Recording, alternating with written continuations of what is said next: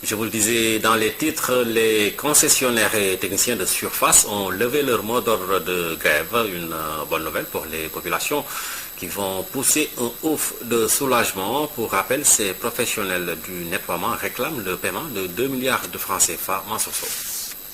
La brigade d'intervention rapide à pied d'œuvre.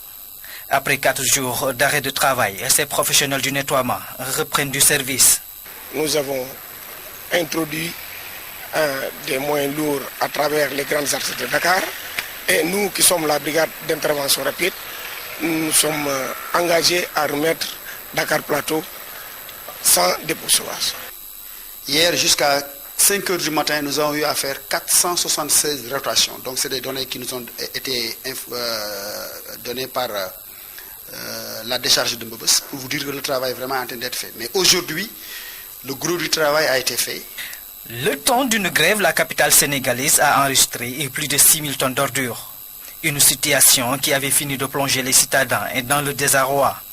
Aujourd'hui, grâce à la médiation du Premier ministre, la situation est revenue à la normale.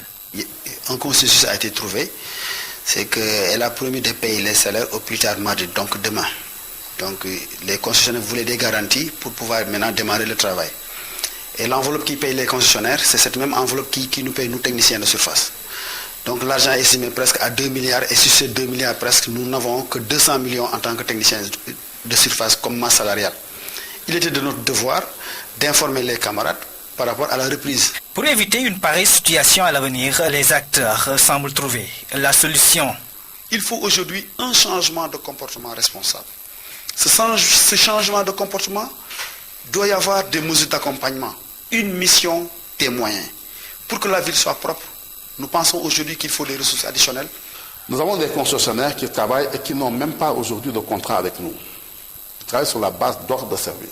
Si nous parvenions aujourd'hui à suivre une procédure qui nous permette d'avoir des contrats stables avec les concessionnaires, même si nous avons des problèmes budgétaires, ces gens auraient pu être accompagnés par leur banque. Mais aujourd'hui, puisqu'ils n'ont aucun lien juridique stable avec l'entente Kadaka et avec l'État, effectivement, ils ne peuvent pas recourir à un accompagnement bancaire pour permettre. Parce que dans une situation normale, personne ne peut comprendre qu'à 10 jours, 15 jours, 20 jours d'une nouvelle année budgétaire, qu'on puisse arrêter parce que simplement on a des problèmes budgétaires. Selon le secrétaire général du syndicat national des travailleurs du nettoiement, les populations devront patienter d'ici à 10 jours pour que la capitale retrouve son lustre d'antan.